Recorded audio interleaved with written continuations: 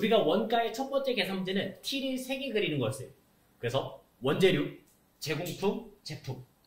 네, 그 3가지를 그렸고요. 그러면서 이제 제공품이 상당히 중요한데 직접 재료비, 직접 노비, 제조간접비. 그 3가지 더하시면 뭐였어요? 당기 총 제조원가 되겠고, 그 다음에 제공품의 대변은 이제 물건이 만들어진 거죠. 네. 당기 제품 제조원가. 네, 요게 되겠습니다. 그게 나중에 제품의 차변으로 넘어간 거죠. 완성된 거를 본사를 보내서 이제 팔게끔 하는 얘기였어요. 그게 이제 첫 번째 계산 문제였고, 그 다음에 나머지 계산 문제는 요점을 먼저 본 다음에 가겠습니다. 먼저 개별 원가, 개별 원가와 그 다음에 이제 종합원가, 이 2가지를 비교하시면 되겠습니다. 개별 원가에서도 문제는 2개 나오겠고요. 그 다음에 종합원가도 2개. 그래서 총 5개의 계산 문제가 시작됩니다. 자, 개별 원가는 간단히 말하자면 우리가 주문받은 거를 생산하는 스타일이에요. 그 다음에 종합원가는요, 간단히 말하면 얘는 계속 찍어내는 스타일이에요. 그래서 보드마커 이런 거 계속 찍어내는 거죠. 수요 예측해서 만드는 방식이 종합원가 되겠고, 그 다음에 개별원가는 고객한테 이제 주문을 받아요. 그리고 그거를 생산하겠습니다. 그래서 여기는 주문 생산, 주문 받아서 생산하는 거고, 많이 생산하겠어요? 아니요. 다품종, 소량 생산하겠습니다. 간단히 말하자면 고객의 니즈가 많습니다. 문을 만들 때도 당기시우, 미시우, 그 다음에 뭐 미닫이, 그런 거를 다 만들 수가 있고요. 종합원가는 우리가 이제 수요 예측을 해요. 수요 예측. 과거에 얼마만큼 팔았는지 그거를 예측한 다음에 대량으로 생산하는 방식이 종합원가 되겠죠. 그래서 여기서는 이제 소품종 대량 생산이 되겠습니다. 자, 업종을 보면 개별원가에서는 오래 걸리는 것들, 그래서 조선업, 배를 만들거나 아니면 건설업, 이런 분야들이 개별원가의 업종이 되겠고, 그 다음에 종합원가의 업종들은 여기서는 이제 찍어내는 거죠. 찍어내는 스타일을 생각하시면 되겠어요. 그래서 공산품,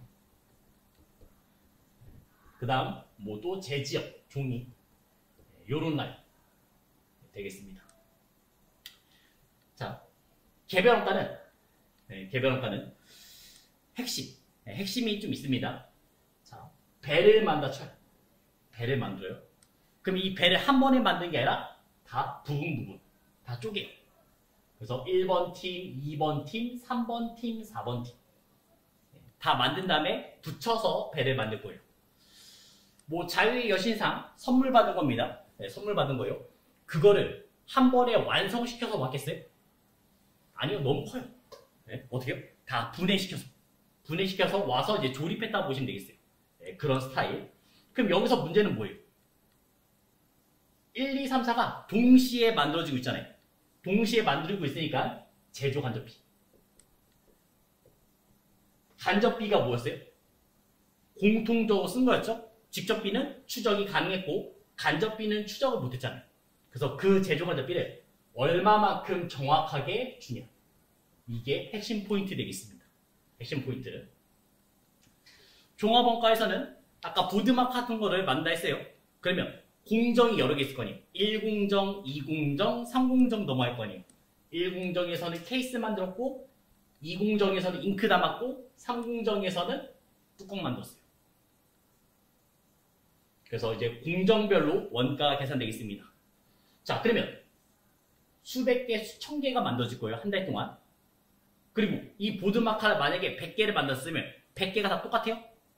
아니요. 거기에 들어있는 잉크 양은 당연히 조금 차이가 있을 겁니다. 근데 다 같다고 보는 거예요.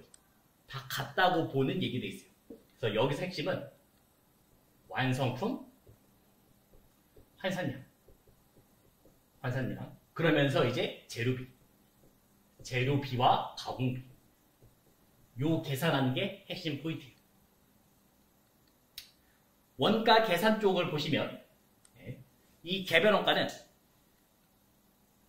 제조지서가 있습니다. 제조지서. 여기서는 이제 제조지시서가 있고, 그 다음에 종합원가에서는 공정별 원가 계산서, 1공정, 2공정, 3공정 다 요금 쓰겠죠? 그래서 여기는 공정별 원가 계산서, 이런 게 나오겠습니다. 이게 핵심이에요. 이론으로 잘 나오니까 한번 체크하고 넘어갈 겁니다. 개별원가가 시작됩니다. 원가 계산은 계산 형태에 따라서 두 가지 원가 계산을 분류한다. 그래서 개별원가와 종합원가 나와 있습니다. 생산 형태는 주문 생산, 개별원가는 주문 생산, 그 다음에 종합원가는 대량 연속 생산, 그 다음에 업종, 개별원가는 조선업, 건설업, 그 다음에 종합원가는 자동차, 그 다음에 정유업, 이런 게 되겠죠. 개별원가 계산이란 고객의 주문, 특별한 수요에 따라서 종류와 규격이 상이한 제품을 개별적으로 생산하는 형태로 조선업, 건축업, 인쇄업 등 경영 형태에 따른다. 따라서 개별원가 계산에서는 개별 작업별로 원가가 집계하므로 제조, 직접비, 직접 재료비, 직접 노비 이런 거는 관심이 없어요. 그 다음에 제조, 간접비, 이게 핵심이죠. 그래서 여기서 제조, 간접비 요거 구하는 게 핵심 되겠습니다. 실제 개별원가와 그 다음에 정상, 요거는 이제 예정이 돼 있어요. 예정, 개별원가 요 두 가지가 나오는 거예요. 자, 한번 다시 생각해봐요. 아까 전에 개별원가는 조선업, 건설업이잖아요. 이게 하루아침에 만들어져요? 아니요. 너무 오랜 시간 걸린다고요. 너무 오랜 시간. 그러면 실제 금액으로 하면 제일 좋은데 이걸로 쓰시면 이제 결산 작업이 너무 늦어집니다. 그래서 뭘 써요? 과거의 경험을 써요. 과거의 경험을 쓰는 게 정상 개별원가, 예정 개별원가 이렇게 말하고 있어요. 자, 어차피 우리가 뭔가 만들 때 세 가지의 투입 요소가 들어가요. 뭐요? 직접 재료비, 직접 노비, 제조 간접비. 그래서 직접 재료비, 직접 노비, 간접비는요. 이제 여기서부터 이제 차이가 나는 거예요. 실제 배부액, 그 다음에 이제 예정 배부액 이렇게 표현하는데 공식 자체가 중요해요. 실제 조업도 곱하기 실제 배부율, 배부율이 나오겠고요. 그 다음에 예정 쪽은 실제 조업도 곱하기 예정 배부율이 되겠습니다. 이거는 공식 자체도 중요하니까 일단 확실하게 기억하셔야 됩니다. 글로만 써놓으면 좀 어렵죠? 글로만 써놓으면 어려워요. 실제 조업도 뜻이 뭐였어요? 실제 배부의 뜻이 뭐였어요? 잘 모르겠죠? 그럼 이렇게 생각하면 좋아요. 우리가 편의점에서 일을 해요. 10시간 일할 겁니다. 시간당 얼마요? 만원. 시간당 만원의 시급을 받아요. 제가 10시간 일했어요. 그럼 얼마 받아야 돼요? 10만원 받으시면 되겠죠? 10만원? 실제 조업도 시간, 몇 시간 일했냐? 조업도 얼마나 일했냐? 생각하시면 되고, 실제 배부율은 시간당 얼마냐? 시간당 얼마 받았냐 생각하시면 되겠습니다. 그래서 아까 10시간 일했고, 그 다음에 시간당 만원. 시간당 만원. 그럼 제가 받을 돈은요? 10만원을 쓰는 거죠. 예정. 일단 실제 조업도는 뭐예요? 몇 시간 일했냐? 그래서 10시간 일했고요. 내 과거의 경험을 쓰는 거예요. 왜요? 개별가가 오래 걸린다면.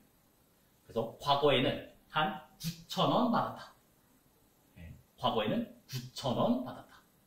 그럼 내가 생각한 금액은 9만원이 나오죠. 이런 식으로 이제 계산이 됩니다. 똑같아요? 아니요. 다를 수밖에 없습니다. 다를 수밖에 없어요. 그래서 이 차이를 뭐라 부르냐? 이 차이를 저희는 배부 차이라고 불러요. 배부 차이라고 말하고 있고, 그 다음에 배부 차이는 당연히 두 가지밖에 안 나옵니다. 과소 배부. 그 다음 또 하나는 과대 배부. 이 두 가지의 용어가 나옵니다. 여기에서 이 용어들은 다 예정에 맞춰주시면 돼요. 예정이. 그러니까 쉽게 말해서 예정이 적다. 과대배분은 예정이 크다. 생각하면 끝났습니다. 정상개별원가 계산이 나왔어요. 정상개별원가, 얘를 왜 쓰는지가 나온 거예요. 정상개별원가란 실제 개별원가, 문제점이 뭐냐? 원가 계산이 지연되고, 그 다음에 두 번째, 제품 단위당 원가 변동을 극복하고자 제조간접비를 예정 배부하는 원가 계산이다. 종합원가는 우리가 월말 될 때까지 계속 생산할 겁니다. 그래서 상관이 없어요. 근데 우리가 만드는 건요. 조선업이나 건설업 만드는 건요. 꼭 뭐 31일에 끝나요? 아니잖아요. 예를 들어서 뭐 5월 되려면 5월 5일 날 끝날 수도 있어요. 5월 10날 끝날 수도 있어요. 그거를 결산까지 기다리면 너무 오랜 시간 기다리잖아요. 그거를 극복하고자 나온 게 정상개별원가예요. 예정개별원가 되겠습니다. 그거를 극복하려고. 자, 그리고 원가 계산 문제, 이게 두 번째 계산 문제인데 요 차이를 한번 봐주시면 되겠습니다. 원가 계산 문제 20번. 제조간접비와 관련한 자료가 다음과 같을 경우 제조간접비 실제 발생액은 얼마냐? 이런 식으로 문제가 나옵니다. 제조간접비 예정 배부율은 얼마예요?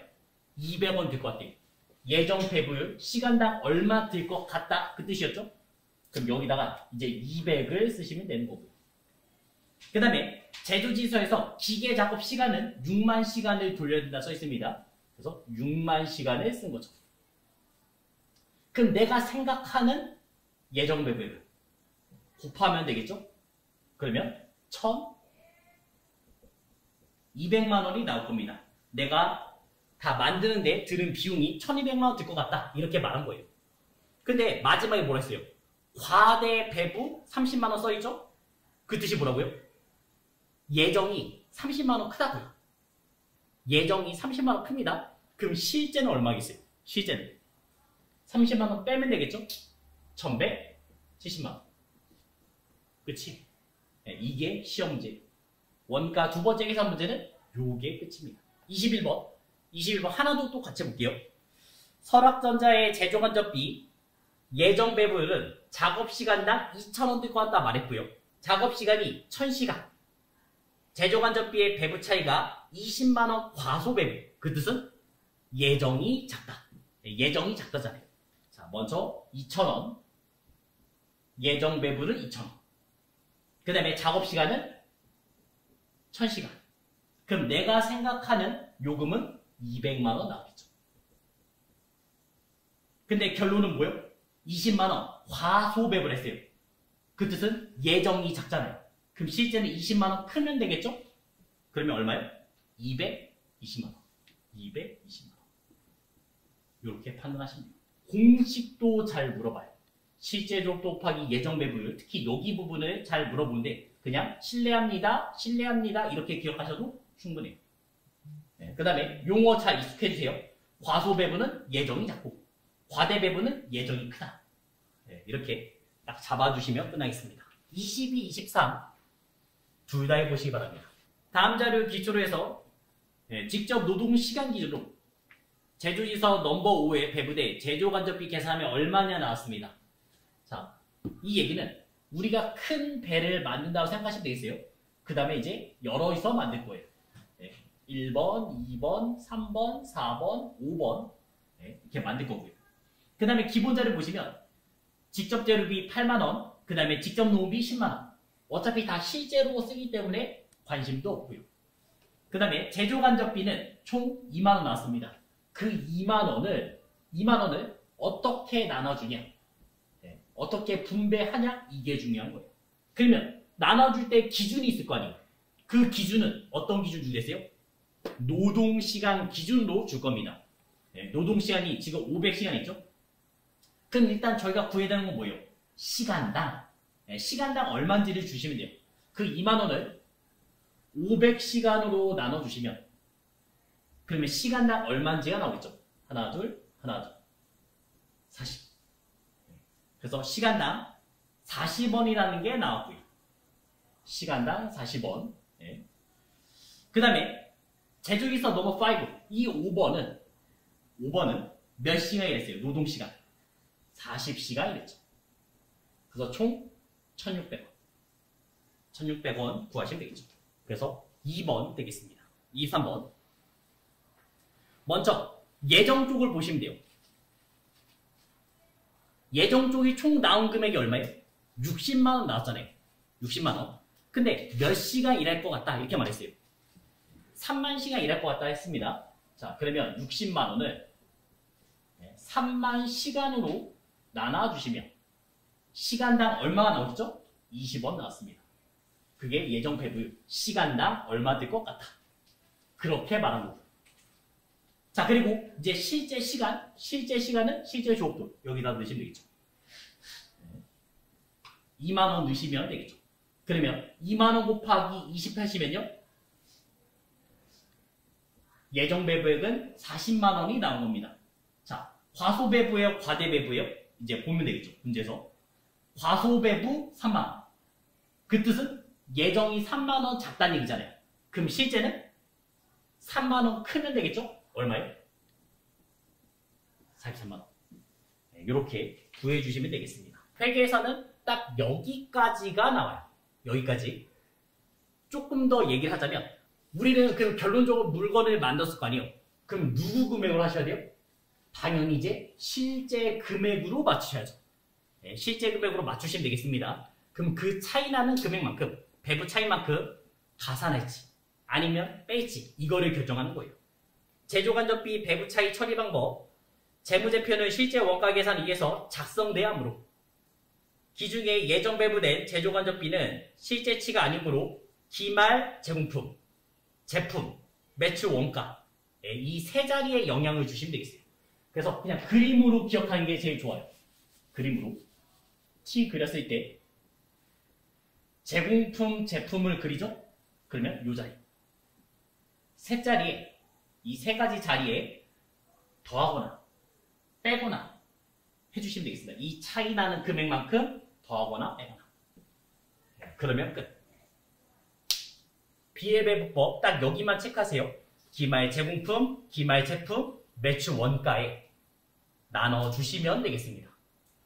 그 계산 문제는 세무 1급에서 나옵니다. 그래서 저희는 거기까지는 안 나와요. 딱 여기까지만 보시면 끝나요.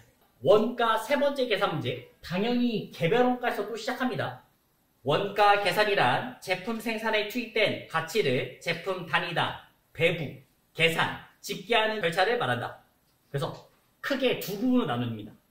첫째는 보조 부문. 내가 물건을 생산할 때 보조 부문이 있겠고요. 식당과 전력. 이런 게 보조 부문 되겠고.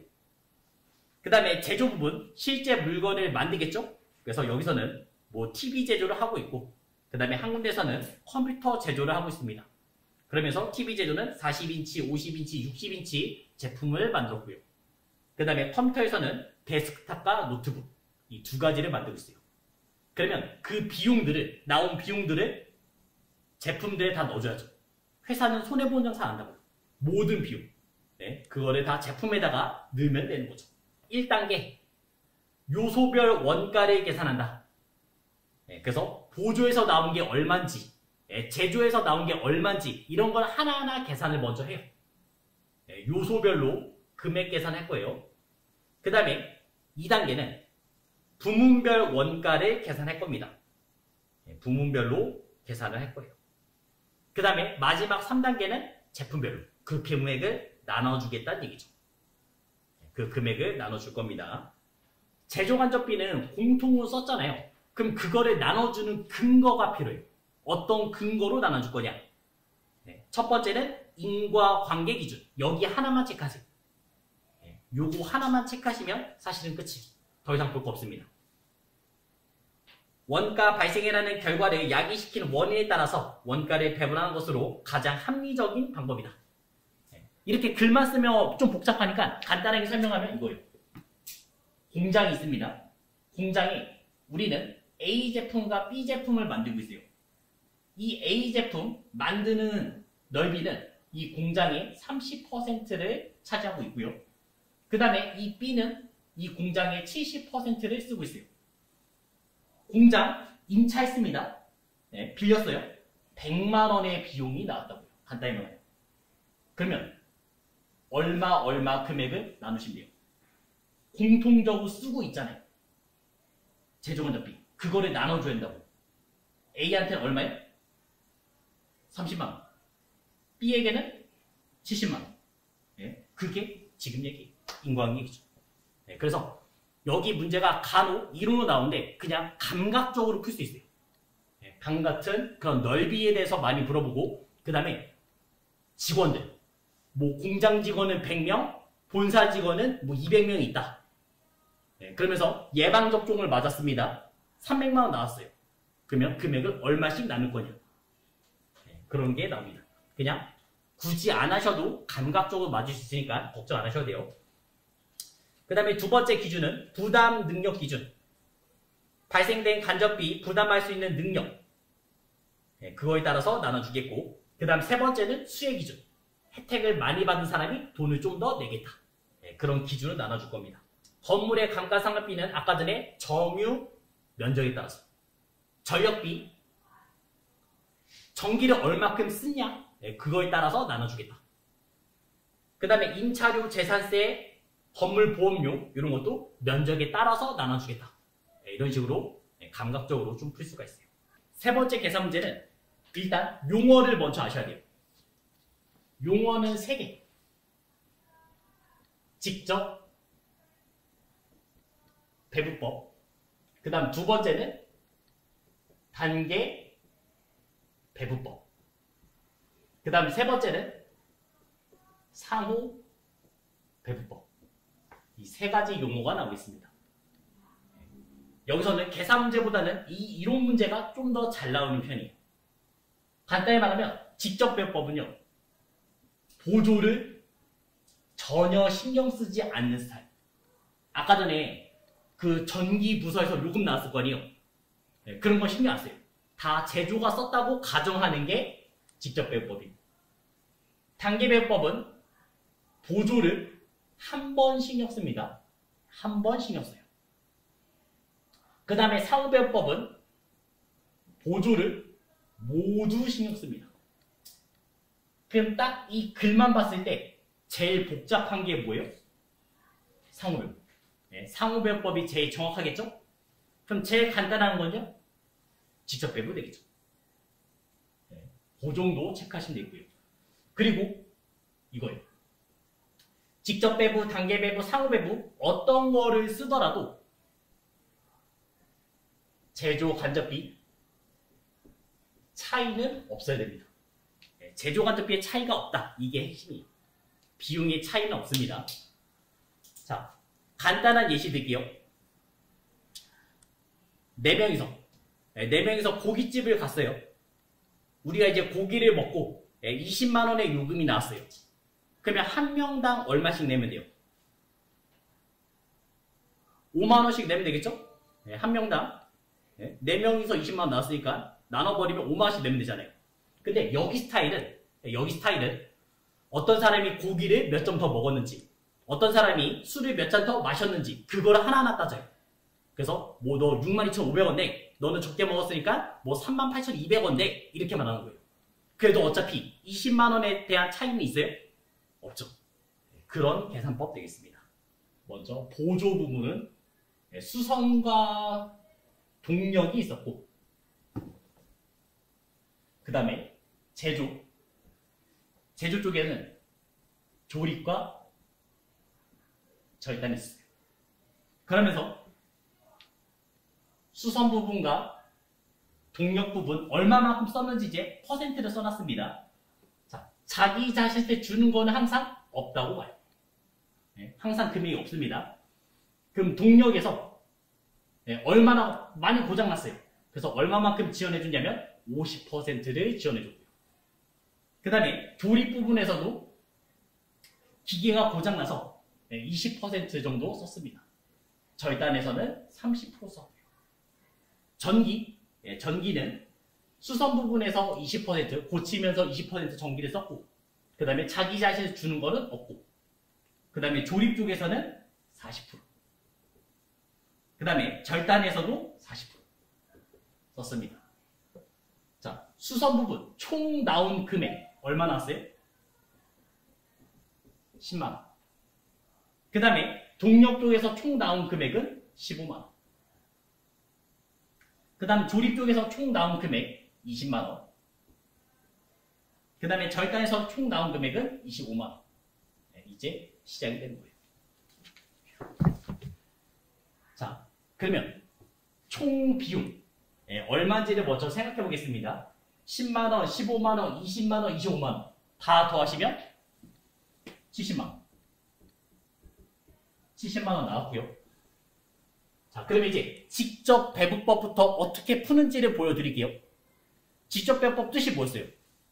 보조가 쓴 거를 신경 안 쓰는 거죠? 자, 그러면 10만원의 요금이 나왔는데 그거를 이제 쓴 만큼 저희가 나눠줘야 되잖아요. 그러면 여기 이 세 군데에다가 50%, 20%, 30% 나눠주시면 돼요. 근데 보조 쓴 거는 인정하지 않는다. 보조가 쓴 거를 인정하지 않는다. 그게 직접 배분이었어요. 그럼 그 10만원을 2대 3으로 나누시면 되겠죠. 다 얘네가 쓴 거예요. 제조가 썼다고 가정하는 거예요. 그러면 10만원을 2대 3 나누시면 얼마예요? 4만원 쓴 거고, 그 다음 얘는 6만원 쓴 겁니다. 동력에서는 15만원 나왔습니다. 직접 배분법으로 풀면 보조가 쓴 거 인정해요? 원래는 이렇게 세 군데 가잖아요. 하나, 둘, 세 군데 가야 되잖아요. 근데 보조가 쓴 거 인정 안 한다 했죠? 그래서 X 쳐버리고 15만원을 1대 1로 나누시면 되겠죠. 그래서 75,000원씩 75,000원, 여기도 75,000원 이렇게 쓴 거를 보시면 되겠죠. 자, 그러면 이제 한번 더 해볼게요. 4만원, 75,000원, 20만원. 조립이 쓴 거는, 조립은 지금 4만원, 75,000원, 20만원 썼으니까 얼마예요? 31만 5천원을 썼고요. 그 다음에 절단은 6만원, 7만 5천원, 25만원 썼습니다. 그러면 38만 5천원? 38만 5천원 썼죠. 두 개 더 해봐요. 얼마예요? 70만. 변화가 없다고요. 어떤 거를 쓰더라도 간접비의 차이는 없다고요. 이렇게 확인하시면 되겠어요.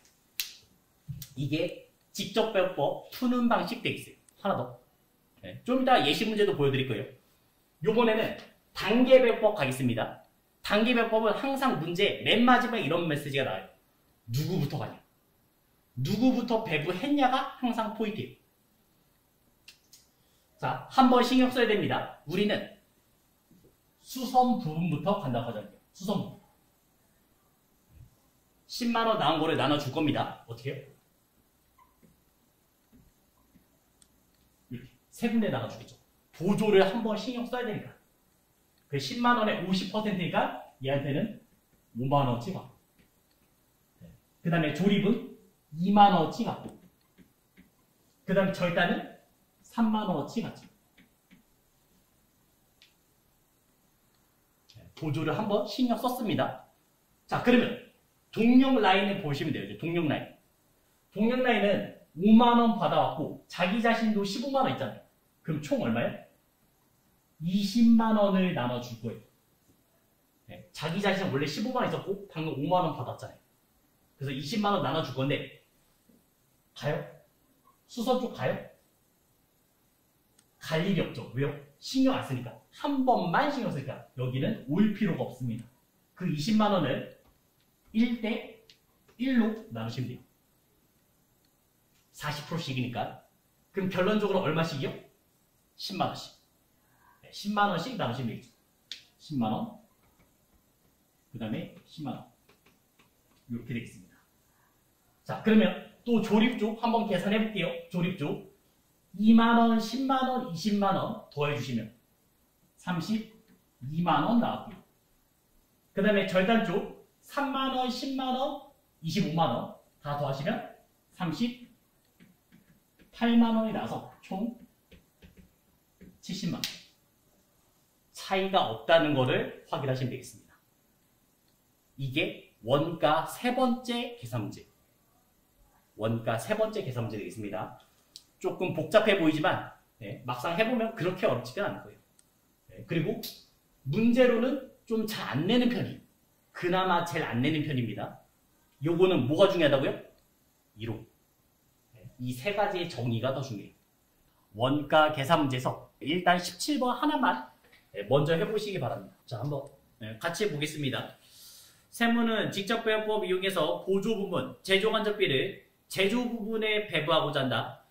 보조부문, 제조간접비를 배부한 후 조립부문의 총원가는 얼마냐 물어봤어요. 어떤 법 쓰겠대요? 직접 배부법 쓰겠다 했습니다. 자, 그러면 보조 신경 써요? 안 쓰죠? 직접 배부법, 보조 신경 안 쓰고 단계배부법 한 번, 상호배부법 모두. 그럼 신경 안 쓰겠습니다. 그러면 요금이 일단 나왔어요. 당연히 썼으니까 전기요금 나왔을 거고 이렇게 요금 나왔죠. 여기 수선이네. 수선요금도 나왔습니다. 어차피 보조 신경 안 쓰니까 다 보조는 X를 치시면 돼요. X.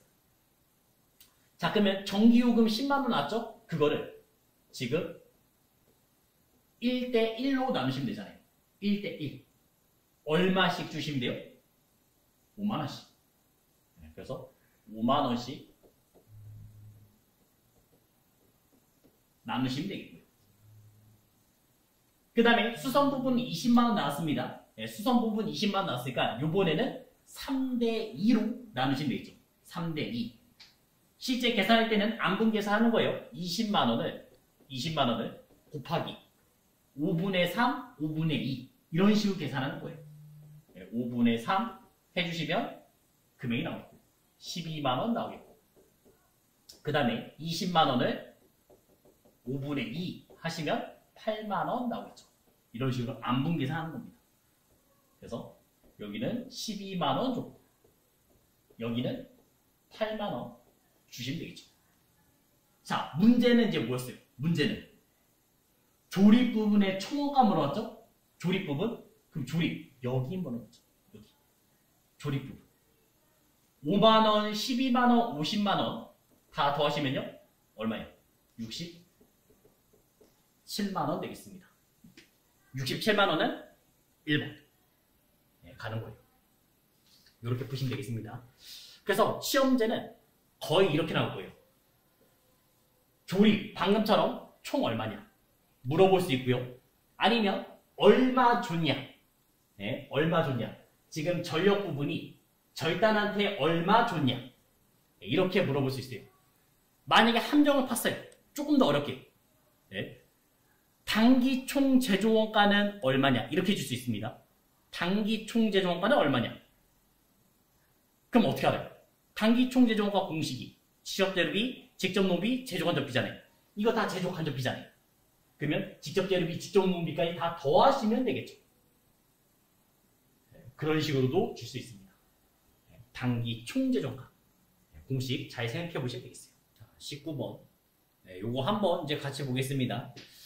한 후보는 단계 배부법 이용해서 보조부문 제조간접비를 제조부문에 배부하고자 한다. 각 부문별 원가 발생액과 보조부문의 용역 공급이 다음과 같을 경우 수선 부분에서 절단 후 얼마 줬는지를 물어봤습니다. 그리고 맨 마지막에 멘트가 하나 있죠? 뭐요? 전력부터. 전력부터 가겠다. 나왔습니다. 자, 지금 문제는 단계 배부법이었어요. 단계 배부. 그러면 보조를 신경 써야 되잖아요. 그럼 보조. 지금 나온 금액은 20만 원. 그 다음에 36만 원 나왔습니다. 근데 뭐부터 가라고요? 전력. 전력부터 가시면 되겠죠. 그래서 3대 1대 1. 3대 1대 1로 나눠서 가시면 되겠죠. 그러면 실제 계산은 이런 식으로 20만 원을 5분의 3, 5분의 1, 5분의 3과 5분의 1로 계산하시면 되겠죠.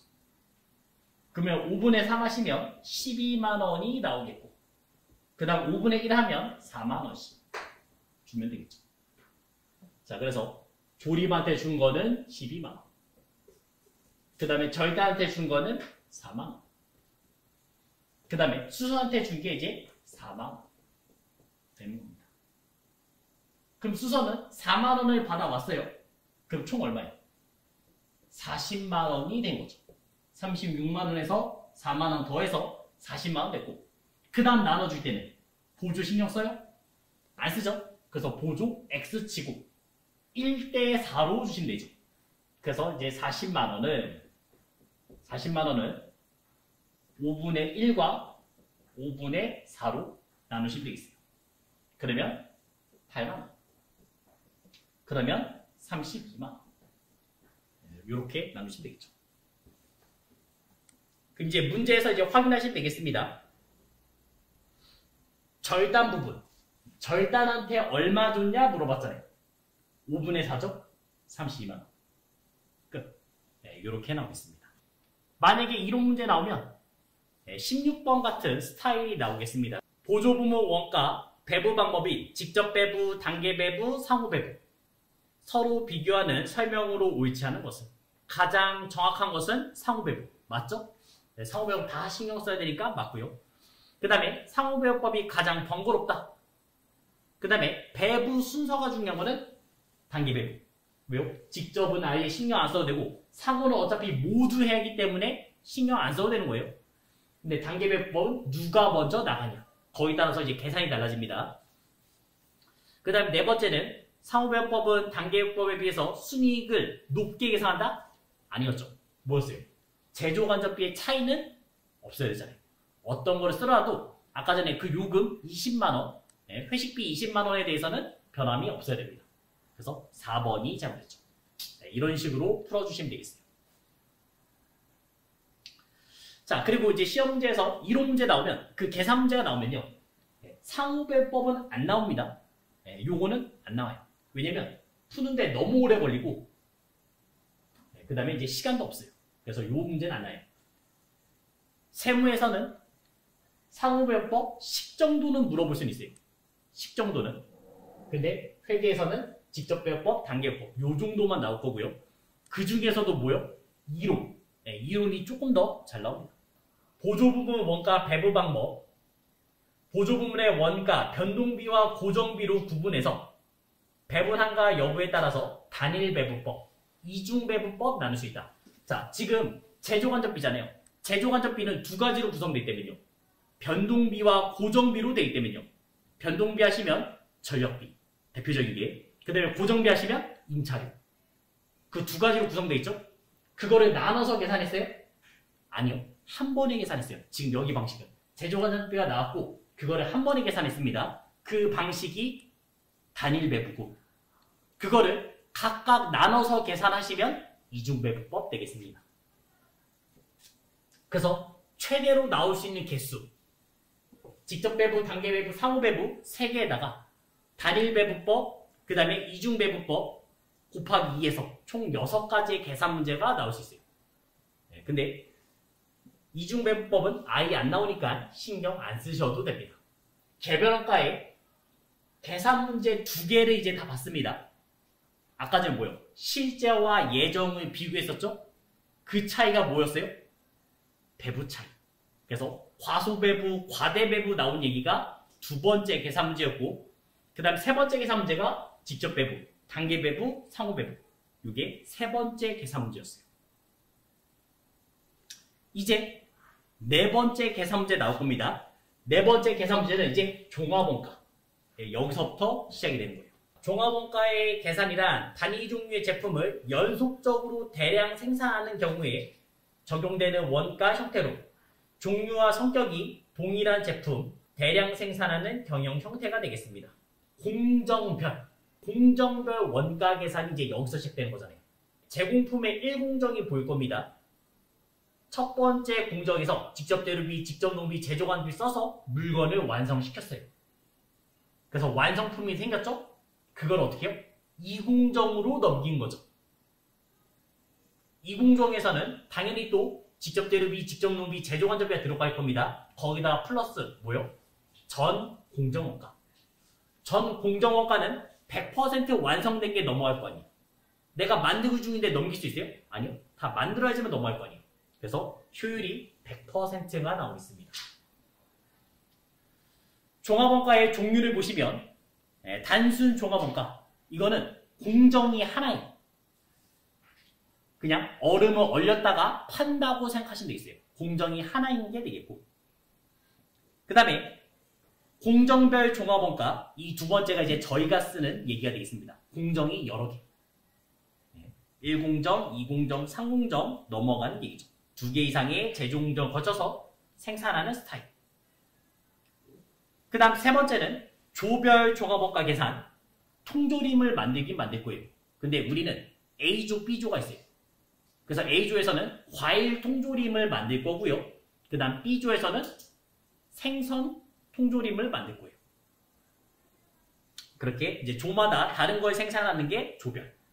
그 다음 네 번째, 등급별 종합원가 계산. 이거는 똑같은 물건이에요. 우리가 신발을 사봐요.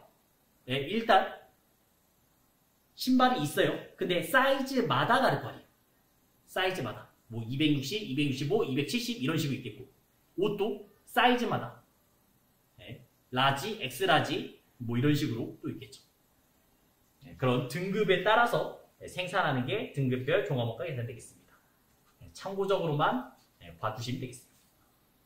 자, 이 네 번째 계산 문제, 시험에서는 제일 잘 내는 계산 문제입니다. 시험 문제에서 계산 문제 중 두 개가 제일 잘 나는데, 원가 1번의 계산 문제 있죠? 잘 내고요. 그 다음에 지그로 종합원가 계산을 제일 많이 내요. 왜냐면 우리 시험 자체가 뭐예요? 공장 얘기가 시작돼요. 공장 얘기. 그 중에서도 종합원가 라인이에요. 그래서 시험 문제에서 제일 많이 나옵니다. 자, 일단 완성품 환산량. 환산량, 이 뜻을 먼저 아시면 되겠어요. 종합원가에서는 완성품 환산량이 중요하니까, 그 뜻은 우리가 빵을 5개를 만들었습니다. 만들고 있는 중이에요. 다 70%씩 만들었어요. 팔 수 있어요? 못 팔죠? 아직 만들고 있는 중이잖아요. 근데 우리는 벌써 요금이 들어갔을 거 아니에요. 밀가루, 반죽, 계란, 재료비 들어갔고, 그 다음에 오븐에 굽는 중이에요. 가공비 들어가고 있겠죠. 그래서 이거를 완성품 환산량으로 계산하자면 5개가 있었고, 그리고 다 70%씩 완성됐잖아요. 그럼 우리는 3.5개를 완성했다. 이렇게 표현합니다. 그게 완성품 환산량이에요. 완성품으로 환가했을 때 나온 개수라고 보시면 되겠습니다. 실제 팔 수는 없지만 들어간 요금들이 있으니까 지금처럼 계산하셔야 돼요. 네 번째 계산 문제 T는 이렇게 시작됩니다. 기초, 그 다음에 단기 착수량,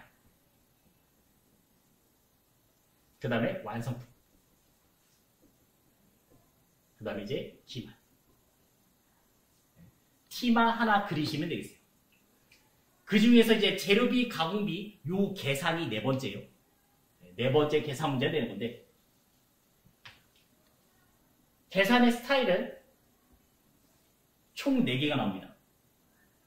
첫째, 평균법으로 계산했을 때. 평균법으로 계산했을 때 재료비가 몇 개인지, 가공비가 몇 개인지. 그래서 재료비와 가공비를 물어보고요. 평균법의 재료비, 가공비를 물어보고요. 그 다음에 두 번째는 선의선출. 선의선출법을 했을 때 또 재료비가 몇 개인지, 또 가공비가 얼마인지 이거를 물어봐요. 이게 네 번째 계산 문제. 자, 예를 한번 들어드릴게요. 예를 먼저 기초. 기초는 1000개가 있었고요. 이거는 전달에 맞는 게 넘어온 거잖아요. 그리고 20% 정도 완성이 돼 있어요. 종합원가는 끊임없이 만듭니다. 물건을 계속 만들어요. 공장이 멈추면 이제 망하는 거예요. 계속 놀고 있어요. 그래서 저번 달에 만든 게 지금 넘어왔고요. 그 다음에 단기 착수량. 이거는 우리가 이제 총매입이라 생각하시면 돼요. 이번에 산 걸 생각하시면 돼요. 그래서 이번에 산 거는 9,000개를 샀다고 가정할게요. 그리고 저희는 완성을 했어요. 물건을 만들었습니다. 몇 개 만들었냐? 약 8,000개를 만들었고요. 우리의 원칙은 뭐예요? 차대변은 언제나 같다. 언제나 같다죠? 차변에 지금 10,000개 있습니다. 그럼 대변의 기만은 몇 개 있어야 돼요? 2,000개 있어야겠죠. 그리고 만들고 있는 중에 50% 정도 만들었어요. 이거에 대한 재료비, 가공비를 구하는 게 저희 시험 문제예요. 자, 먼저 평균법. 평균법을 하면 이제 문제가 단순해져요. 이번에 산 게 몇 개요? 9,000개죠? 이번에 산 게? 네, 근데 이 기초도 이번에 샀다고 가정하는 거예요. 자, 평균법. 기초도 이번에 샀다고 가정하시면 되겠어요. 그러면 다 해결돼요. 그러면 재료 총 몇 개 샀어요? 10,000개 산 거죠. 9,000개 이번에 사왔고 1,000개도 이번에 사왔다는 가정이니까 평균법의 재료비는 10,000개 되겠습니다. 평균법의 가공비 얼마만큼 일했냐 물어보는 거예요. 얼마만큼 일했냐? 내가 총 8,000개를 만들었죠? 네, 8,000개 만들었습니다. 근데 아까 전에 평균법 뭐랬어요? 이번에 샀다고 가정했잖아요. 샀을 때 당연히 일이 하나도 안 돼 있어요. 처음부터 만든 거예요. 그래서 8,000개 플러스 8,000개 플러스 그 다음에 기만은 2,000개 50% 2,000개 환산량을 계산해야 되니까 2,000개 50%에서 1,000개를 만든 거죠. 그래서 가공비는 9,000 되겠습니다. 이런 식으로 풀어주시면 돼요. 평균법 어떻게 생각하라고요? 이번에 샀다고 가정한다고요. 이번에 샀으니까 일이 돼 있겠어요? 안 돼 있어요. 일이 안 돼 있습니다. 그래서 재료비, 기초와 단기 착수량 다 더하시면 돼요.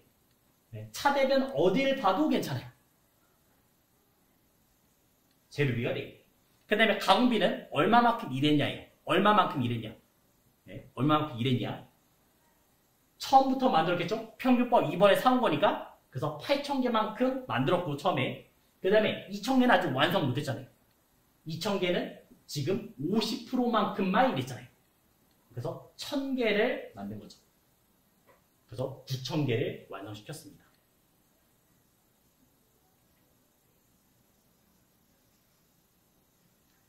평균법 푸는 스타일이 되겠고요. 자, 이제 그 다음 선의선출법 가겠습니다.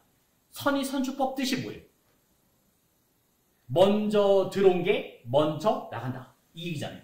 그러면 내가 완성을 8,000개 했었죠? 네. 그러면 기초, 얘를 먼저 이래야겠죠. 네. 얘를 먼저 만들 겁니다. 1,000개를 먼저 만들 거예요. 근데 이 1,000개는 20%만큼 일이 돼 있잖아요. 그럼 나머지 몇 퍼센트 더 만들면 돼요? 20% 지금 작업이 돼 있으니까 80%만큼 더 일하시면 되겠고. 그 다음에 얘는 이렇게 나온 거고 그 다음 우리가 총 8,000개 만드니까 7,000개만큼 더 만드시면 되겠죠? 이 7,000개는 이번에 사온 게 들어온 거예요. 그래서 얘는 100% 완성을 시켜야 됩니다. 자, 그러면 평균법에 먼저 가공비를 봤는데 이 가공비는 1,000개 80%하면 몇 개요? 800. 7,000개 100% 하시면 7,000. 2,000개 50% 하면 1,000. 다 더하시면 답이 나온다는 얘기죠. 그럼 몇 개요? 8,800개의 가공비가 나온 거고. 그 다음에 선의선출법은 물량 흐름에 일치하잖아요. 1,000개는 원래 샀던 거였어요. 예, 저번 달에 샀던 거였어요. 그 이번 달에 산 거는요? 9,000개죠. 그래서 선의선출법에 재료비 하시면 9,000. 이렇게 나오겠습니다. 평균법. 기초 제공품 완성도를 무시하고 기초가 있는 이 완성도를 무시하고 단기에 착수한 것으로 가정해서 이번에 산 걸로 가정해서 기초 제공품 원가와 단기 투입 원가 구별하지 않고 완성품과 기말 제공품에 배부하는 방법이다. 그래서 처음에 재료비는 10,000개 나온 얘기 되겠죠. 자, 저거 금액 아니에요. 개예요. 단위가 EA, 개입니다. 개. 그래서 10,000개 이렇게 표현하시면 돼요. 그 다음에 평균법에 가공비 하시면 내가 8,000개 만들었죠? 근데 이건 다 이번에 처음부터 만들었다고 이제 가정하는 거잖아요. 그래서 8,000개 만들었고 그 다음에 나머지 2,000개 50%에서 1,000개 만든 거죠. 그래서 총 9,000개. 9,000개 나왔습니다. 그래서 그림을 보면 기초 제공품과 단기 투입량을 더해서 뿌려주죠. 완성품과 기말 제공품에 뿌려주는 스타일이 평균법 되겠습니다. 자, 선의선수법. 선의선수법은 먼저 들어온 게 먼저 나가야 되죠? 그래서 기초 제공품부터 먼저 완성시킨 다음에 단기 투입분을 완성시킨다는 가정에서 원가 계산하는 방법이다. 선의선수법이 실제 물량 흐름 충실하다. 그래서 8,000개를 만들었는데 먼저 있는 것부터 만들었고요. 근데 중요한 거는 얘는 20% 일이 돼 있습니다. 그래서 나머지 80%만 더 맞는 거죠. 그 다음에 이번에 사온 게 들어왔잖아요. 7,000개 더 만들었죠. 왜냐면 총 8,000개 완성했으니까. 항상 똑같아야겠죠? 그 다음에 나머지 기말은 50%. 그래서 재료비는 재료비는 단기 착수량 요게 재료비가 되는 겁니다. 그 다음에 가공비 하시면요. 하나, 둘, 세 개를 다 더하시면 되겠죠. 800개, 7,000개, 그 다음에 1,000개. 다 더하시면 8,800개. 이렇게 계산되는 스타일이에요.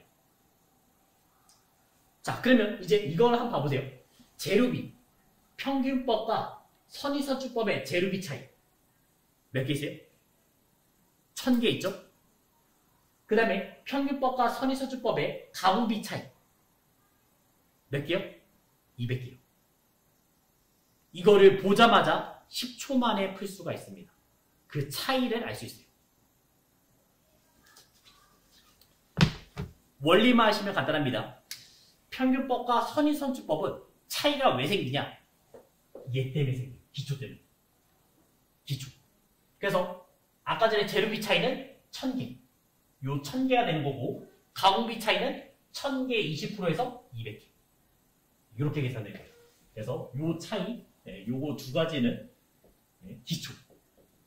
기초 차이 때문에 생긴 거예요. 기초만 보면 이 차이를 알 수가 있어요. 그 다음에 재료비와 가공비를 지금 나누고 있죠? 이 나누는 이유는 요거는 투입 시점 때문에 나눕니다. 투입 시점이 같다면 동시에 투입된다면 구별할 필요가 없어요. 근데 이거는 항상 투입 시점 때문에 차이가 생기는 거예요.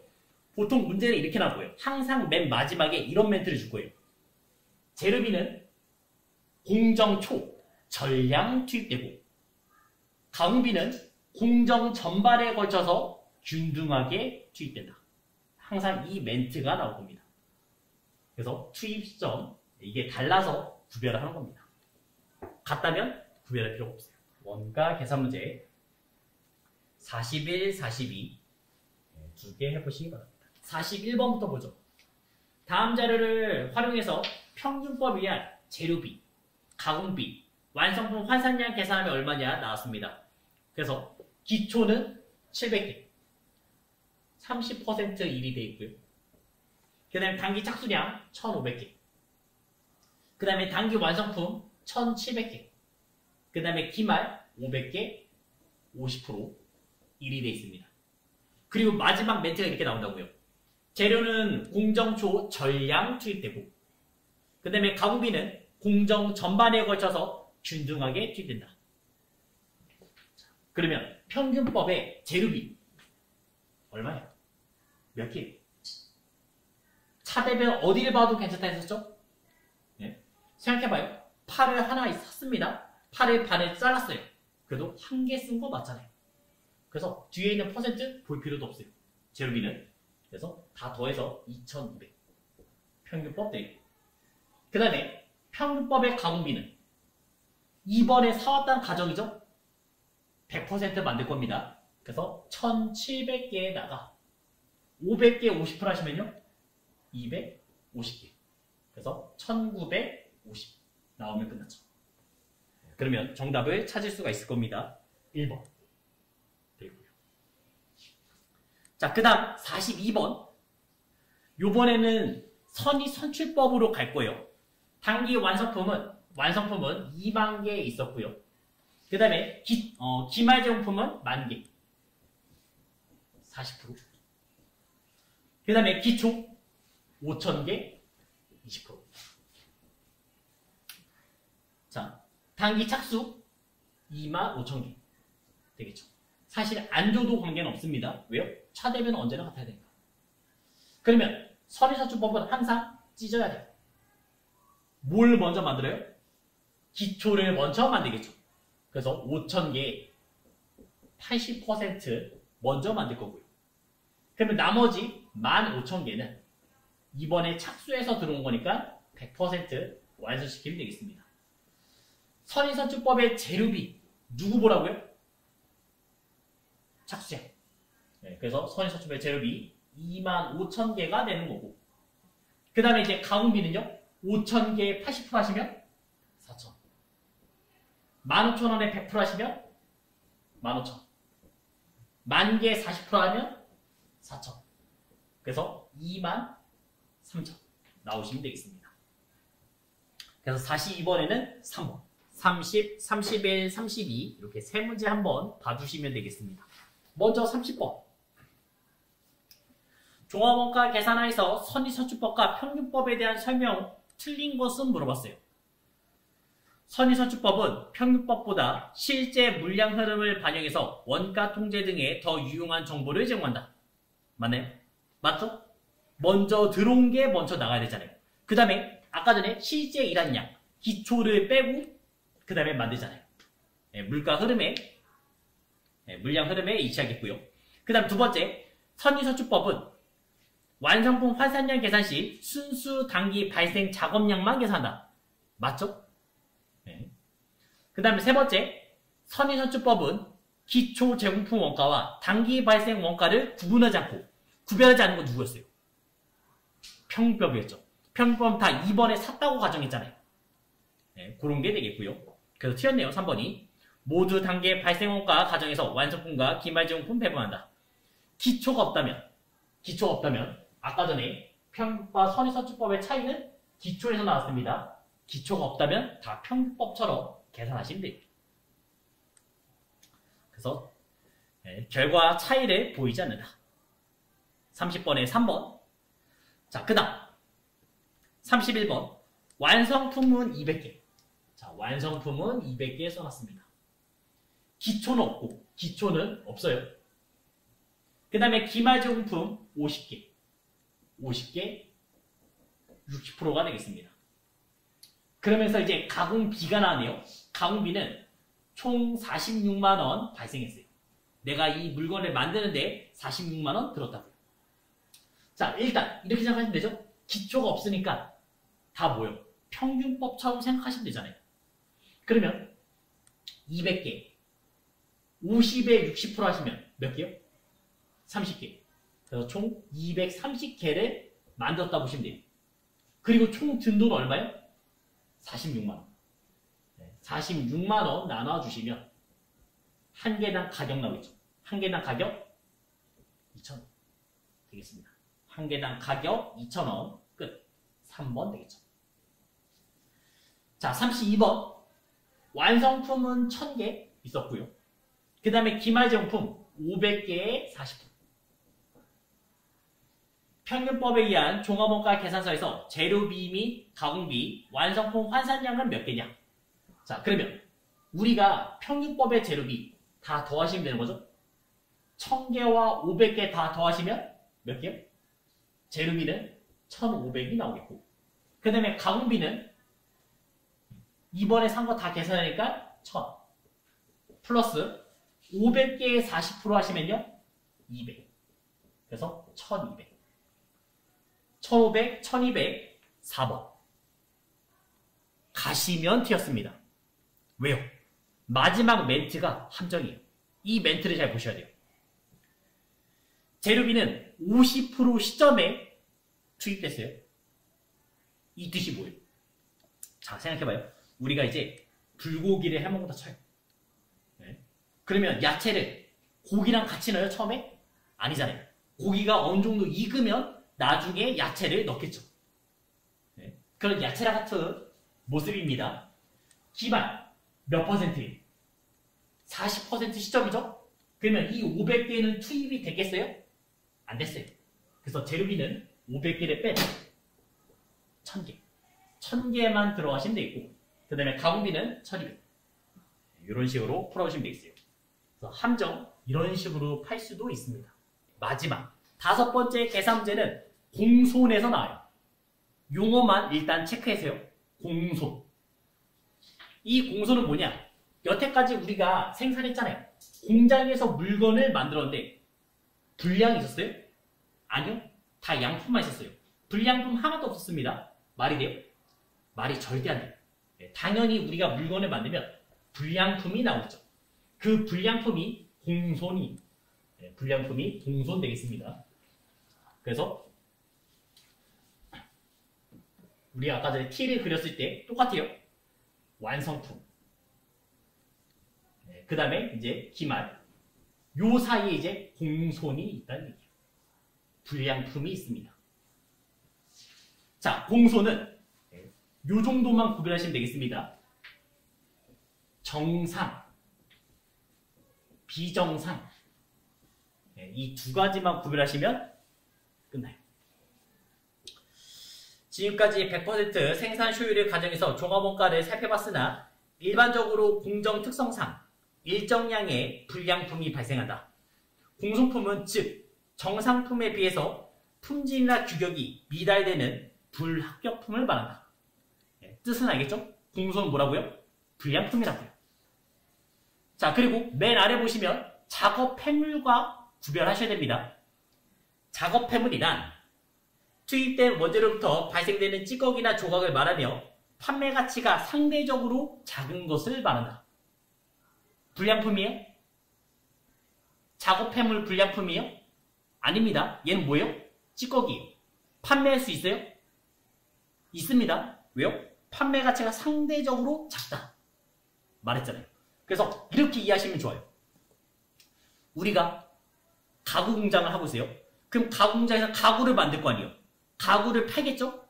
그러면 뭐가 남아요? 톱밥이 남겠죠. 톱밥 당연히 팔 수 있습니다. 햄스터 키우는 사람들이 사가요. 네. 자, 그러면 다른 예시로 요번에는 두부 공장이에요. 네. 콩을 갈아서 두부를 만들 겁니다. 그러면 두부를 팔 수 있고 두부의 찌꺼기가 뭐예요? 비지 나오잖아요. 비지개 이런 거 있잖아요. 네. 판매 가치가 작은 것 뿐이지 네. 불량품은 아니에요. 그래서 구별하세요. 공소는 불량품이고 네. 작업 폐물은 찌꺼기. 판매 가치 있습니다. 상대적으로 작은 것 뿐이에요. 그렇게 먼저 용어를 나누시면 되겠고요. 그 용어에 대해서 이제 가끔 물어보고요. 그 다음에 요 얘기. 아까 전에 공소는 불량품은 정상과 비정상 있었잖아요. 이 정상과 비정상 예전에 한 번 한 적 있어요. 언제?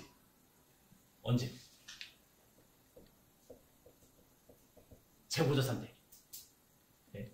재고자산 때 우리가 그 실제와 장부랑 개수가 안 맞잖아요. 네. 그래서 뭐가 발생돼요? 재고자산 감모 손실이 발생했죠. 이때도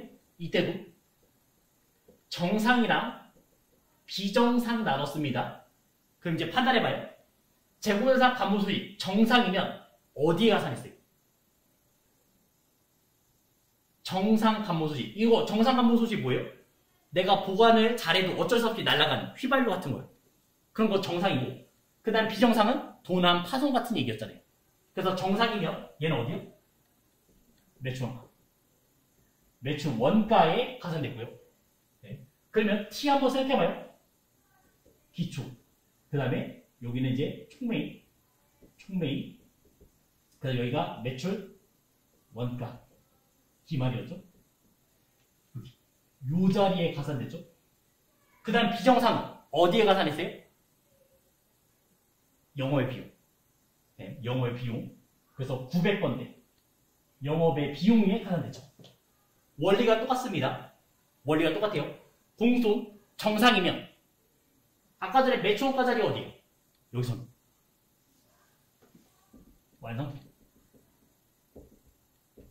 완성품에 가산하시면 되겠고요. 그 다음 비정상이면 영업의 비용 가산하시면 되겠습니다. 일단 원칙은 여기서부터 시작돼요. 네, 여기서부터 시작됩니다. 근데 한 가지가 더 있어요. 한 가지가 더. 자, 이거는 정확한 개념은 아니고요. 그냥 이해하기 쉬우려고 제가 만든 거예요. 이해하기 쉬우려고. 저희 시험 문제에서는 나올 일은 없어요. 네, 약간 한 3문 정도 가야지만 나와요. 간단하게 표현하자면 우리가 검사를 합니다. 50% 시점에 지금 제품을 이제 검사할 거예요. 이때 검사를 합니다. 그리고 제가 이제 불량을 발견할 거예요. 하나는 40% 시점에 불량을 발생했고요. 하나는 60% 시점에 불량을 발견했어요. 그러면 우리 회사는 A 때가 좀 더 유리해요? B 때가 유리해요? 불량을 발견했다 치면 A 때가 유리하죠? 얘는 계속 물건을 만들었을 거 아니에요. 그리고 나중에 불량이 발견된 거 아니에요. 그래서 이때는 비용이 좀 더 많이 들어가요. 그래서 이때는 일단 완성품에만 들어가고, 이때는 완성품과 플러스 기말 제공품, 이 두 군데 넣으시면 되겠습니다. 쉽게 말해서 검사 시점을 통과했으면 완성품과 기말 제공품에 가산하는 거고, 그 다음에 검사 시점을 통과하지 못했으면 완성품에만 가산해 주시면 되겠어요. 따라서 여기서부터 보시면 정상 공손 원가는 기말 제공품의 검사 시점을 통과했으면 완성품과 기말 제공품에 배분하고, 그 다음에 기말 제공품이 검사 시점을 통과하지 못했으면 상대적으로 돈을 더 적게 썼다 생각해서 완성품에만 배분해라. 이렇게 이해하시면 좋습니다. 35번이 일반적인 문제입니다. 다음 자료에서 종합원가 계산 시 비정상 공손수량 계산하면 몇 개냐 물어봤어요. 자, 기초. 일단 기초 100개 있었고요. 그 다음에 단기 착수량은 900개 있습니다. 그러면 차변 자리는 이제 1000개가 있었고요. 그 다음에 기말은 100개가 있죠. 그 다음에 공손, 불량품의 수량이 몇 개요? 60개가 있습니다. 우리는 차대변은 언제나 같아야 되잖아요. 차변은 1000개, 대변은 지금 160개죠. 그럼 완성한 거 몇 개요? 840. 여기는 840개가 되는 거죠. 자, 이제 문제를 읽어보시면 정상 공손은 완성품의 몇 프로예요? 내가 물건을 만들었을 때 우리 회사의 불량률은 5%가 나온다는 얘기예요. 그럼 840개 중에서 5%는 정상적으로 나온다는 얘기입니다. 그러면 840에 5% 계산하시면요, 42개 되는 거고, 그 다음에 공손은 총 60개 나야 되잖아요. 그럼 비정상 공손은 몇 개요? 18개. 그래서 3번 찾으시면 되겠죠. 비정상 공손 수량을 물어봤습니다. 이게 가장 기본적인 문제예요. 33번 문제 한번 해보시기 바랍니다. 4번. 문제 자체는 4번입니다. 왜요? 아까 전에 말했잖아요. 정상이면 완성품 또는 기말 제공품에 가산되고, 그 다음에 비정상이면 영업의 비용 처리한다. 근데 여기서는 매출 원가에 가산됐으니까 튀었죠. 이 4번 때문에 보는 게 아니라 3번 때문에 보는 거예요. 3번 문제를 해석해 주시면 되겠습니다. 실제로는 정말 이렇게 나와요. 아까 전까지는 다 어떻게 했어요? 검사 시점을 아예 고정을 시켜서 이거를 지나갔냐, 지나가지 않냐, 네, 요거를 따졌습니다. 그래서 검사 시점 미통과했으면 완성품, 검사 시점을 통과했으면 완성품과 기말제공품에 가산했었죠? 네. 근데 지금 3번 보기는 이렇게 나왔고요. 공송품의 검사 시점이 기말제공품 완성도 이후에 있다. 이렇게 말해줘요. 그러면 통과했다는 얘기예요? 안 했다는 얘기예요? 한번 판단해보세요. 공송품의 검사 시점이 기말제공품 완성도 이후에 있다. 그 말 뜻은 검사 시점이 기말제공품 완성도 이후에 있다. 이 얘기잖아요. 검사 시점이 기말제공품 이후에 있다. 그러면 통과를 안 했다는 얘기예요. 네. 통과 안 했으니까 어디만 가산돼야 돼요? 완성품에만 가산돼야죠. 그래서 여기서는 기말제공품의 정상공송 원가를 배분하지 않는다. 맞는 얘기 되겠습니다. 9, 10, 11, 12 그 네 문제 한번 해봐요. 9번 문제는 지금 다음 제조 원가 명세서 나왔죠. 그럼 제조 원가 명세서는 저희가 틱을 3개 그렸잖아요. 틱을 3개 그려서 원재료, 그 다음에 제공품, 제품 이렇게 3가지가 나왔습니다. 그러면 이 왼쪽은 다 어디서 확인했어요? 왼쪽은 제조 원가 명세서 여기서 확인하시면 되겠고, 그 다음에 제품 라인 쪽은 어디서 확인해요? 손익계산서 여기서 확인하시면 되겠죠. 네, 손익계산서에서 확인하시면 되겠습니다. 이게 회전하는 문제잖아요. 네. 그러면 문제에서 직접 재료비, 직접 및 제조간접비 그거 다 제공품이잖아요. 제공품. 네, 제조원가 명서 확인하는 게 맞고요. 그 다음에 단기총 제조원가, 네, 단기총 제조원가 이거 3개 합친 게 단기총 제조원가죠. 네, 원가 명세서에서 확인하셔야 되고요. 그 다음에 단기제품 제조원가, 단기제품 제조원가는 2군데 있어요. 여기도 있고 그 다음에 제품에도 있어요. 공장에서 만든 게 이렇게 넘어갈 거 아니에요. 네, 그래도 원가 명세서에서 확인을 했습니다. 저희가 금액을 기억하고 있다가 손익계산서에서 바꿔주잖아요. 네, 그 얘기를 한 거고요. 그 다음에 네 번째는 제품 매출원가는 여기죠. 네, 이거는 손익계산서에서 확인하시면 되겠습니다. 그래서 9번에 4번 되고요. 자, 10번 문제는 요거죠. 요 비교하는 문제. 다음은 종합원가 계산과 개별원가, 네, 이 2가지를 비교하고 있습니다. 다품종, 주문 생산에 적합한 원가 계산 방식 뭐예요? 개별원가. 주문 생산 방식은 개별원가. 종합원가는 어떻게 해요? 수요 예측해서 과거에 얼마큼 팔렸는지 예측해서 찍어내는 스타일. 네, 되겠고요. 그 다음에 정유업, 재당업, 재분업, 네, 이런 거는 종합원가 가주시면 되고요. 지금 개별원가에서는 이제는 고가의 물건, 만약에 금액으로 보면 네, 비싸고 싸고 이렇게 구별하셔야 돼요. 네, 조선업, 건설업은 개별원가 되겠습니다. 건설업 주문에 의한 기계 제조업, 항공기 제조업은 개별원가 맞겠죠. 네, 그럼 4번. 상대적으로 정확한 제품원가 계산이 가능한 방법은 누구요? 개별원가. 개별원가는 아까 전에 말했지만 20만 원을 누가 몇 점 먹었냐, 예? 아니면 누가 몇 잔 마셨냐를 다 세부적으로 따지잖아요. 그게 개별원가의 특징이었고, 종합원가는 무수히 많은 보드마카를 만들 겁니다. 다 똑같다는 가정하에서 가요. 그래서 부정확하죠. 예, 부정확하겠습니다. 자, 11번. 오늘 했던 얘기네요. 오늘 했던 얘기. 기초 수량은 400개. 400개 20% 1이 되어 있고요. 그 다음에 단기 완성은 800개 있었습니다. 그 다음에 단기 착수 450개 있었고요. 차대변은 언제나 같아야 되니까 기말은 50개가 있었죠. 네, 40% 되어 있습니다. 이제 문제를 보자면 평균법에 의한 가공비, 완성품 환산량을 계산했어요. 네. 그러면 평균법의 재료비 몇 개예요? 850. 그냥 보면 나와야 되고요. 그 다음에 가공비는요. 이번에 다 샀다는 가정이죠. 800에다가 50에 40% 하시면 20. 그래서 820. 2번 되겠죠. 자, 12번 문제. 다음 중 원가와 관련된 설명으로 옳지 않은 것은 단기 총 제조 원가는 직접 재료비, 직접 노비, 제조 건전비 세 가지 다 더한 게 단기 총 제조 원가. 그 다음에 제공품의 기초, 기말 재고가 없는 경우 단기 총 제조 원가는 단기 제품 제조 원가와 같다. 당연한 얘기죠. 제공품에서 지금 기초도 없고 그 다음에 기말도 없다면요. 저희는 차대면 무조건 같아야 되잖아요. 그래서 단기 총 제조 원가, 단기 제품 제조 원가 같아야겠죠.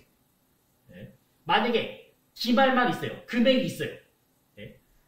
기말에만 지금 뭐 예를 들어서 1000이다 쳐요. 그러면 단기 총 제조 원가가 단기 제품 제조 원가보다 커야죠. 차대변을 생각하시면 되겠습니다. 항상 같다. 그 다음 메모 원가 뜻이 뭐였어요? 묻혀있죠? 묻혀있죠? 과거에 다 반영됐어요. 지금 의사결정에 상관이 없는 애입니다.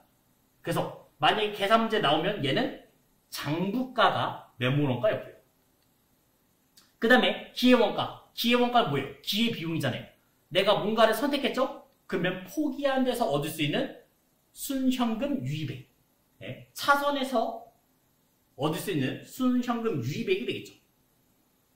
여기서는 뭐 기대치 합계다 나왔으니까 T였죠. 12번에 4번 되겠습니다. 강남에 지급해야 하는 외상매입금 250만원 중 130만원은 3개월 만기 약속업을 발행해서 지급했고 나머지 면제받았다 나왔습니다. 자, 그럼 부채를 갚은 거죠? 차변에 뭐예요? 외상 매입금. 그러면서 거래처 강남 되겠고요. 그 다음에 금액은 250만원 갖고 있는 모습이죠. 어떻게 갚았냐? 어음을 줬습니다. 이거는 우리 거 어음을 줬으니까 지급 어음 강남한테 줬고요.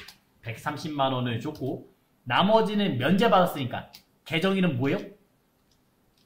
채무 면제 2. 채무 면제 2 120만원 넣으시면 되겠죠. 2번은 제품 300만원을 거래처 1만 상사에 판매하기로 계약했고요. 계약금으로 공급대가의 20%를 받았대요. 자, 이거는 회계상의 거래를 생각하시면 되겠죠. 300만원에 곱하기 20% 계산하시면 나오겠죠. 60만원 데리고 왔습니다. 그 돈을 지금 당좌수표로 받았대요. 당좌수표 받으면 현금. 그래서 현금 60만원 쓰시면 되겠고 그 다음 대변은요. 계약금이잖아요. 계약금이니까 뭐예요? 선수금. 부채 선수금 1만 상사 60만원 쓰시면 되겠습니다. 여기다 60만원 넣으시면 되겠죠. 그러다가 이제 나중에 실제로 거래가 되면 이렇게 되겠죠. 대변에 제품 매출 300만원이 되는 거고 과거에 받았던 선수금, 선수금 1만한테 60만원 없어지고 나머지 돈만 받으시면 되죠. 뭐 보통 예금식으로 240만원 이렇게 받으시면 되겠습니다. 자, 그 다음에 세 번째 문제. 10월 15일 추석 명절을 맞아 다음과 같이 직원 상여금 보통예금 계좌에서 지급했다. 자, 이 얘기는 급여와 다릅니다. 상여예요. 그래서 저희가 계정 이름도 당연히 상여금이라는 계정을 쓰셔야 돼요. 그러면 상여금의 총 돈을 보니까 140만원 있었고요. 이 140만원을 다 준 것도 아니죠. 공제 빼주고 원천징수한 거 빼고 차인지급액 이 돈을 지금 보통예금으로 입금한 모습이 되겠습니다. 자, 그러면 저희는 상여금 제조 쪽 공장 직원은 얼마요? 90만원 되겠고요. 상여금 판관비는 지금 50만원 되겠죠. 그 다음에 대변에 실제로 준 돈이 차인지급액이잖아요. 그거를 보통예금 줬으니까 124만 6천원 줬고요. 그 다음에 나머지 원천징수한 거는 계정이 다 뭐예요? 예수금. 이런 게 이제 예수금 되겠죠. 그게 15만 4천원 가면 되겠죠. 이 공제 합계 여기 예수금 되겠습니다. 4번 9월 30일 열린 주주총회 결의했던 금전 중간배당금 200만원 보통예금 지급했다. 우리가 먼저 주주총회 때 멤버 나오잖아요. 현금 배당과 주식 배당 이렇게 계정이 나오겠죠. 실제 주주총회 때는 돈을 줘요? 아니죠. 그래서 차변에 뭐요? 2월 이익잉여금 자본의 감소가 생기겠고요. 그 다음에 돈 안 줬으니까 이때는 부채가 되겠습니다. 미지급 배당금. 그 다음에 주식 주기로 했을 때는 계정 이름이 미교부 주식 배당금 이렇게 나오고요. 그 다음에 나중에 실제 돈을 줄 거예요. 실제로 배당을 해줬습니다. 그럼 부채가 차변에 없어지면서 계정 이름 뭐요?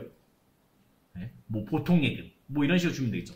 여기서는 보통예금으로 200만원 줬으니까 보통예금 가주시면 되겠고, 그 다음에 주식 주기로 했을 때는 주식을 발행할 거죠. 그러면 자본금, 주식 곱하기 액면가만큼 자본금이 생기겠습니다. 그래서 현금 배당에 200만 쓰시면 끝나는 얘기였죠. 그리고 이런 문제는 직접 9월 30일 가보시면 돼요. 일반 전표, 예를 들어서 일반 전표 9월 30일 가보면 9월 3일날 가면 벌써 회계 처리가 돼 있다고요. 그래서 금전 배당이니까 미지급 배당금이 없어질 거 아니에요. 차변에. 그렇게 풀어주셔도 됩니다. 5번. 사무실에서 사용할 비품으로 공기청정기를 구입했고요. 구입 대금은 신용카드로 결제했다. 자, 이상한 점 못 찾았네요. 적격 증명서를 뭐 있어요?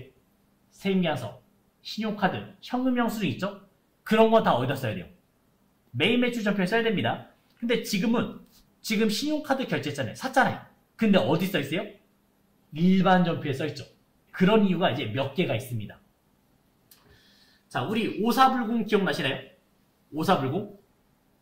접대한 거를 잠깐 생각해볼게요. 오사불공의 접대. 그러면 오사불공이 되려면 조건이 뭐예요? 무조건 뭐가 있어야 돼요? 오사불공이 되려면 전자세무서가 무조건 있어야 됩니다. 근데 내가 접대할 때 밥 사줬는데 세무서 끊어달라 하겠어요? 아니요. 그것보다는 카드 내는 게 더 많을 거 아니에요. 그런 거는 어차피 공제를 못 받죠? 공제를 못 받기 때문에 메인 매출 전표에 안 써요. 다 일반 전표에 씁니다. 공제가 안 되는 거는 저희가 전자세무서 받지 못하면 다 일반 전표에 쓰시면 돼요. 지금 신용카드로 이 물건을 샀죠? 이거 공제를 못 받아서 여기다 쓴 겁니다. 원래 사무실에서 사용할 비품 당연히 공제돼요. 그럼 어떤 문제가 있냐? 지금 제가 산 데가 어디냐면 여기가 이제 간이사업자라면 공제를 못 받아요. 이런 거 생각해봐요. 우리 음식점 간판 보셨나요? 음식점 간판? 네, 좀 약간 큰데. 그 큰 데는 오른쪽 아래 뭐라 써있어요? 일반 음식점이라 써있습니다. 그 뜻은 뭐냐? 우리 집에서 회식을 해도 니네 공제받을 수 있어. 이런 뜻이 되는 거예요. 만약에 일반 음식점이 없어요. 그러면 그 사람은 간이사업자가 될 수도 있어요. 간이사업자한테 우리가 밥을 먹었죠? 카드 영수증 받았죠? 공제 못 받습니다. 자, 그럼 지금 문제를 한번 풀어보자면 차변에 산 거는 비품 300만원짜리를 샀고요. 그 다음에 우리가 이제 카드 내밀었죠? 주된 거래인가요? 아니잖아요. 상품 제품 원재료 아니잖아요. 그럼 뭐예요? 미지급금 되겠죠. 우리가 돈을 누구한테 갚아야 돼요? 카드 회사한테 갚아야겠죠. 그 카드 회사 넣어주시면 되겠습니다. 어디요? CT 카드 300만원 쓰시면 되겠죠. 자, 그 다음 6번. 동진상사는 영업부 임직원 퇴직금에 대해서 확정급여형 역시 나왔어요. 잘 나오죠. 확정급여형과 그 다음 또 뭐요? 확정기여형이요. 확정급여형 때는 계정이는 뭐였어요? 급여와 급여는 같이 올 수 없잖아요. 퇴직연금, 운용자산 되겠고, 확정기여형 때는 퇴직급여 이렇게 되겠습니다. 자, 지금 12월분 퇴직연금 납입 지금 550만원 냈습니다. 근데 2%는 뭐예요? 금융기관에 지급하는 수수료다. 그 금융기관도 먹고는 살아야 될 거 아니에요. 그래서 2%는 수수료 비용 들어가시면 되죠. 2%는. 그러면 요게 이제 11만원 되는 거고, 그 다음에 계정 이름 퇴직연금, 운용자산 요게 이제 539만 원 되겠습니다.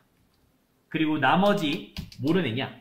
보통 예금으로 550만 원 납부하시면 끝났죠. 결산 세 문제 먼저 한번 해보시기 바랍니다. 결산 문제는 어떻게 하게 됐어요? 자동인지 수동인지 판단하셔야 되죠? 1번 수동, 2번 수동, 3번 자동. 끝났습니다. 여기서 3번 문제에서 뭐 결산 차변, 뭐 결산 대변 입력하고 나왔는데 무시하셔도 됩니다. 우리가 자동 결산하면 자동으로 결산 차변, 결산 대변으로 회계 처리돼요. 네, 그런 거는 무시하셔도 되고요. 그럼 1번부터 가볼게요. 1번 문제는 현금 과부족에 관한 문제였습니다. 자, 현금 과부족은 어떻게 하라고요? 우리가 문제를 판단하는 것도 좋은데 더 쉽게 푸는 방법은 조회하시면 되죠. 계정별 원장에서 그 다음에 12월 30일 기준으로 현금 과부족을 조회하시면 돼요. 자, 그러면 현과부족이 지금 차변에 있잖아요. 현과부족은 임시계정이기 때문에 무조건 보고돼서는 안 됩니다. 그러면 대변에 없애야겠죠. 대변에 현과부족 23만원을 없애주시면 되는 거예요. 대변에 현금 과부족 23만원을 없애버렸고요. 그 다음에 차변에는 그 원인을 쓰시면 되겠죠. 원인을 못 찾으면 손해자리, 비용자리니까 잡손실을 쓰면 되는 거고, 그 다음 원인 지금 찾았습니다. 원인을 찾았어요. 출장 가면서 쓴 비용이죠. 그럼 다 계정 이름 뭐예요? 여비, 교통비. 판관비로 23만원 잡으시면 되겠죠. 두 번째 문제는 미국 K사로부터 차입한 외화 장기 차입금 3,600만원. 근데 3만 달러였어요. 그럼 저희는 항상 1달러당 얼마였는지를 판단하셔야 되잖아요. 나눠버리면 1달러당 1,200원이었죠? 그리고 결산일날 12월 30일날 1,150원이 됐습니다. 결산은 항상 증감만 따졌어요. 증감. 그래서 50원의 차이가 있었고, 그 다음 몇 달러예요? 3만 달러의 차이가 있었죠. 150만원 되겠습니다. 자, 이제 판단하세요. 손해예요, 이익이요? 내가 돈을 빌렸을 때 차입금이잖아요. 1,200원에 빌렸는데 지금 결산이 1,150원 됐습니다. 그러면 갚을 돈이 줄어들었죠. 이익이죠. 네, 이익 쓰시면 되겠습니다. 그럼 결산 때 이익, 계정 이름 뭐예요? 외화, 환산, 이익. 150만원 되겠고, 차변에는 그만큼 부채가 줄어들면 되잖아요.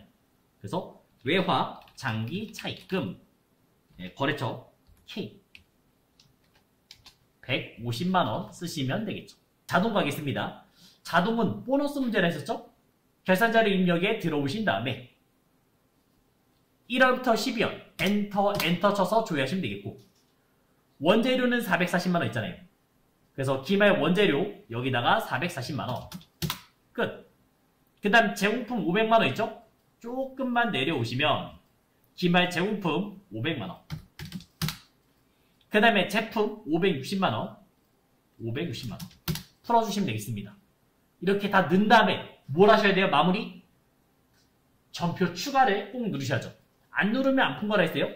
네, 전표 추가 눌러주시면 다 풀었습니다. 자, 그러면 한번 이 마지막 멘트가 뭔지만 볼게요. 마지막 멘트는 결산 차변, 결산 대변, 일반 전표 12월 30일 들어오시면, 12월 30일 들어오시면 여기 다 결차 겨대 나와있죠. 3번이 차변, 4번이 대변, 5번이 결산 차변, 결산 대변인데, 우리가 자동 결산한 거는 자동적으로 결산 차변, 결산 대변으로 나오기 때문에 굳이 신경 안 쓰셔도 됩니다. 그리고 결산 문제라고 일반 전표라고 해서 결차, 결대 넣을 필요 없어요. 그냥 차례변 넣으셔도 똑같아요. 그 다음 이제 마지막 조회. 제1기 부가치세 예정신고에 반영된 내용 중 3월 현금 영수증, 발행분 매출, 공급가액은 얼마냐 물어봤습니다. 자, 1기 예정이니까 언제부터 언제요? 1월부터 3월이죠? 근데 그것 중에서 어디요? 3월. 3월만 물어봤습니다. 그럼 어디 가기로 했어요? 우리가 부가세 신고서 가면 신용카드랑 그 다음에 현금 영수증이 같이 있어요. 그러니까 메인 매출장 가면 제일 편하겠죠. 메인 매출장 들어와 주시고요. 그 다음에 이제 3월달만 보면 되겠죠. 3월부터 3월 31일까지 조회하시면 되겠죠. 매출에 현과를 조회해 주시면 이게 현금영수증 발급분이니까 확인이 될 겁니다. 물어본 거는 공급 가액 물었습니다. 당연히 월로 보셔야 되고 공급 가액은 70만원. 두 번째, 외상 매출금, 그 다음에 거래처. 이 두 가지도 같이 나왔으니까 확인해 주셔야 됩니다. 그래서 거래처 원장에 가서 1월 1일부터 6월 30일까지 그러면서 외상 매출금, 외상 매출금. 그 다음에 특정 거래처 줬어요? 안 줬죠? 다 비교해야 되죠? 엔터, 엔터. 엔터, 엔터 눌러서 확인하시면 되겠습니다. 자, 외상 매출금이 가장 많이 감소했다. 그러면 외상 매출금이 대변에 가면 될 거 아니에요. 대변. 없어졌다는 얘기니까. 갚았다는 얘기니까. 삼성, 상해.